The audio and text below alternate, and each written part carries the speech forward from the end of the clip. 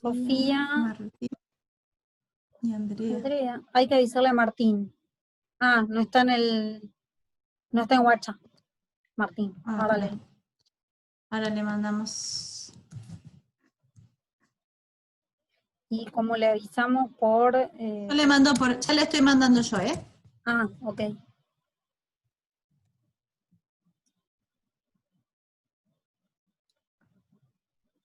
Está Eli, pero nos falta Sofía. Rocío no apareció, que me estuvo escribiendo en la semana. Está raro. Se habrá quedado dormida de vuelta. Los horarios pandemia, viste que son complicados. Es un caos. Hay que tener mucha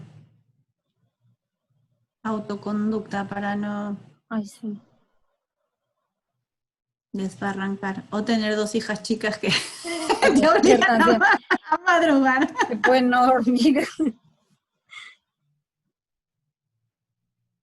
O tener una mano hincha pelota. Claro, sí, sí, sí. Espera que a ver, ahí vemos. Martín, ¿no? Está faltando. Sí. A ver, a ver, a ver.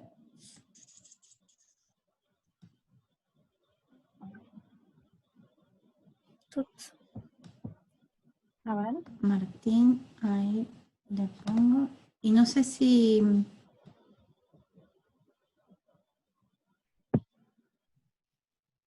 Ahí está, perfecto.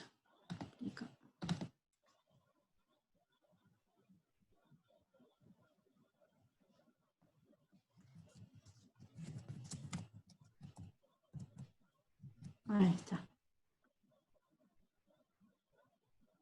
Admitir, Andre quiere volver. Ahí está. Bueno. ¿Vos ya podés grabar, Ani? Estoy grabando. Bueno, perfecto. Bueno, ahí ya le mandé a Martín. Si quieren, avanzamos con esto y en todo caso ven el pedacito que falta grabarle. Sí, falta No, Sofía estaba en también. esto de, claro, en esto de las figuras anafóricas o catafóricas, que es algo que en el texto académico es muy importante porque digamos, hay un aspecto de coherencia y consistencia que caracteriza el texto académico para el cual estas figuras son importantísimas, ¿sí? Pero también funcionan como un rasgo de la escritura narrativa. Las narraciones operan mucho en términos de anáforas y catáforas, y por ejemplo, cuando estructuramos un guión tenemos que tener en claro qué conocimientos va teniendo el espectador para ir ofreciéndole otros conocimientos, otras informaciones. Y a veces decimos, bueno, pero esto el espectador lo vio en la escena 1. Bueno, estamos a 45 minutos. Voy a tener que ver de qué manera recupero esa información. Genero una catáfora, esto de enviar hacia algo que ya se dijo. Y es este recurso que decía, que de pronto pueda pasar en la telenovela, que es la voz en off que recupera algo que se dijo en la situación del primer capítulo o del primer minuto, ¿sí? Muy bien. Bueno, todavía se está Entonces. convirtiendo la grabación, así que no podemos compartir pantalla. Ah, bueno. Pero Entonces, más o menos veníamos. la propuesta para el conjunto sería hacer esta entrega de la reescritura del TP5, ¿sí? Considerando que es bueno y es necesaria que este trabajo macro que permite el cuadro comparativo, ¿sí? Ese trabajo macro lo pueden hacer todos, ¿sí? Pensando en esto que decíamos, bueno, por ahí empiezo a organizar desde lo macro a lo micro, y por ahí dentro de lo macro voy a tener 3 o 4 categorías que después también voy a tener que desagregar. Entonces, pensar esos criterios como de cajas chinas o de mamushkas en paralelo que se van dando, ¿sí? Y por otro lado, acompañarlo con un texto descriptivo, argumentativo, en forma de prosa, donde ya me pregunte por qué tipo de lector y de autor o de autora estoy construyendo y quiero construir. En este caso les vamos a, de alguna manera, proponer, como lo digo de manera muy amable, pero más que una propuesta es casi como un requisito, que sean muy amables, ¿sí? Y que ubiquen al lector y a la lectora en qué van a hacer, por qué lo van a hacer y con qué criterio. Ese texto prosa, evidentemente, si ustedes desarrollaran todas las categorías de análisis, sería un texto muy extenso. Entonces, elijan 2, 3 de los rasgos que les parecen más significativos para su argumentación y sobre esos elementos establecen las comparaciones. Ustedes en el trabajo tienen como 2 grandes objetivos. Uno, establecer qué es cómo funciona, para qué es, qué rasgos tiene la introducción. Y por otro lado, establecer la comparación. Entonces, elijan 2, 3 elementos que les permitan establecer esos 2 grandes objetivos. ¿Se entiende esto? Al tiempo, una cosa que también va para el conjunto, es que introduzcan citas literales de esos textos con los que están trabajando. ¿Sí? Me parece que en ninguno de los 3 casos citaron literalmente. No tomaron un pedacito de un texto de un autor o de la autora y dijeron, bueno, por ejemplo, la construcción de la primera persona se manifiesta en este rasgo. Y entonces parece como una obviedad, porque yo lo leo y Jeffer dice, yo voy a hacer tal cosa. Bueno, pero a veces no es tan obvio. Y aunque sea tan obvio, esta ejercitación de hacer una afirmación, describirla y tomar un elemento que permita ejemplificar, también es muy importante y también se conecta con los rasgos de la escritura académica y con la posibilidad de darle a mi lector y a mi lectora elementos de contrastación, ¿no? Es decir, bueno, estoy afirmando que en estos textos se trabaja con la primera persona singular o majestática. Ay, se me chispoteó. Plural majestático. Mayéutico, se me mezclan ahí lo bueno, ¿no? Con la primera persona plural, que es inclusiva de un yo y de un nosotros. Y entonces digo, por ejemplo, y tomo esta cita donde se ve y esta cita donde se ve. Que eso está funcionando. Sofía había remitido a una... había puesto una cita textual, pero tenía que ver con una definición. También ahí está bueno ir tomando conciencia de los usos que se le pueden dar a estas citas o transcripciones textuales. Una cosa es tomar una definición y otra función es usarlos para argumentar. Es decir, si yo digo que construye desde este plural una inclusión, presentar pruebas al lector, digamos. ¿No? Eso el carácter probatorio, que es, como dice Ana, es un tipo de uso de la cita, el carácter probatorio.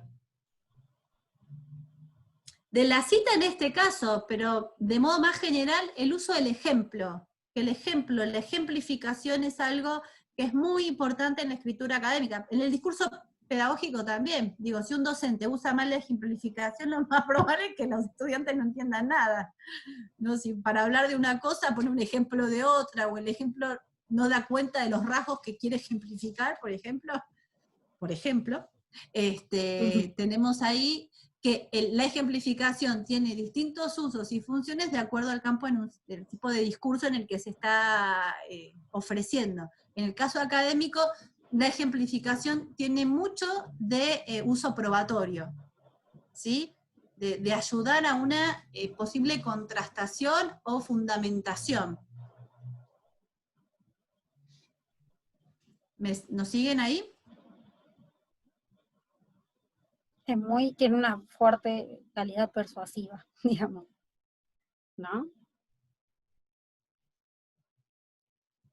Fíjense que cuando trabajamos, por ejemplo, acá estamos sobre 2 textos que tienen que ver con, que se construyen con la palabra y la palabra escrita, pero cuando nosotros trabajamos con obras audiovisuales, esa ejemplificación justamente les va a permitir a ustedes estar en su salsa. Es decir, bueno, planteo que tal film tomo un ejemplos del año pasado, no sé, Mercedes, que trabaja sobre el film Las Olas, que es un film platense, y trabaja cómo se construye la ausencia en términos audiovisuales, ¿sí? Ese es su objetivo en esa tesis. Entonces dice, bueno, un modo de construcción de la ausencia de modo audiovisual es de modo metonímico, es decir, la parte por el todo, en torno a los objetos. ¿Sí? La metonimia asociada a objetos. Por ejemplo, el caso que se presenta en tal momento de la película, donde un peine tiene, la protagonista toma el peine y de ese peine reconoce el cabello de esa figura materna sobre la cual está construyendo la ausencia. Entonces, ese peine con ese cabello y ese gesto de tocar o sacar o mirar el cabello tiene que ver con la ejemplificación, ¿no? Distinto sería que Mercedes diga, bueno, en el film se construye la ausencia de modo audiovisual, de manera metonímica, en torno a los objetos, y pase otra cosa y nunca le dé al lector un ejemplo de cómo eso ocurre. ¿Sí? Entonces, la ejemplificación es muy, pero muy importante como parte del dispositivo argumentativo, persuasivo, expositivo de la escritura académica.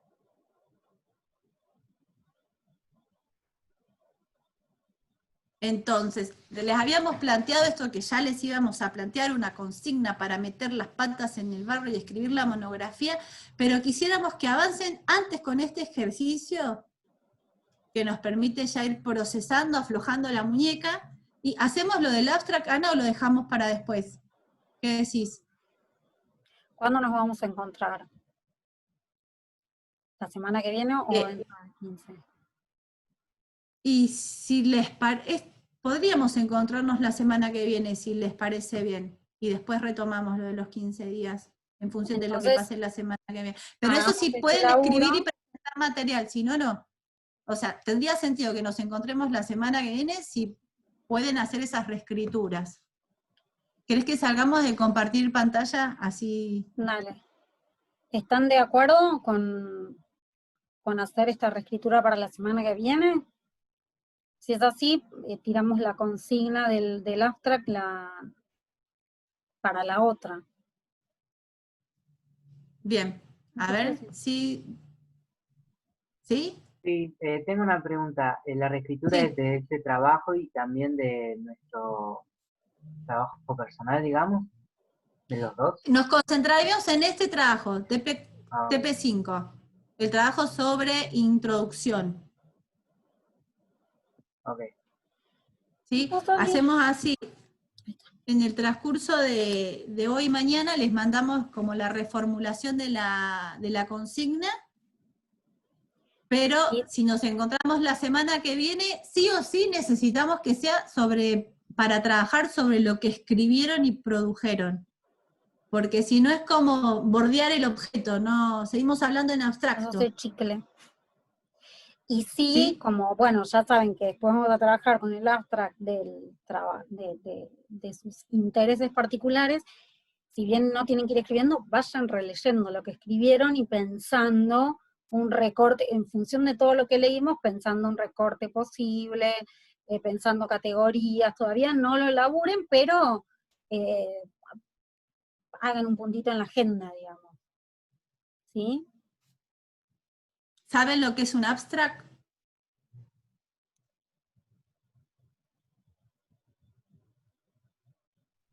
¿Saben? Lo hemos hecho, al menos como yo un lo breve hice para... resumen. Claro. Bien, un breve resumen es interesante como definición, ¿no? Un breve y resumen. Está bien, porque sí, tiene mucha concentración de información de manera acotada, es decir, un resumen es la síntesis de lo que se trabaja en una investigación o en un paper o en un trabajo, de lo que se trabaja en un trabajo, de lo que se aborda, se desarrolla, se investiga, da cuenta de qué, cómo, por qué, y cierta hipótesis, ¿sí? Entonces, igual esto lo dejamos en remojo, era más que nada como para ir ubicando. La semana que viene nos volvemos a encontrar, enviamos el enlace, ojalá lo que podemos, bueno, la tecnología dispondrá, pero enviamos el enlace con tiempo, y nos encontramos, y lo que les vamos a pedir es que estas reescrituras ustedes las envíen a más tardar el miércoles a la tarde, ¿sí? Así tenemos tiempo por lo menos Tiempito. para hacer una lectura global. ¿Bien? ¿Les parece? Bueno, entonces ¿Zapapián? nos encontramos el miércoles que viene, 10:30. No sabemos por qué canal creemos que puede El ser. jueves que viene. El jueves, El jueves perdón. que viene. Ya estoy mal.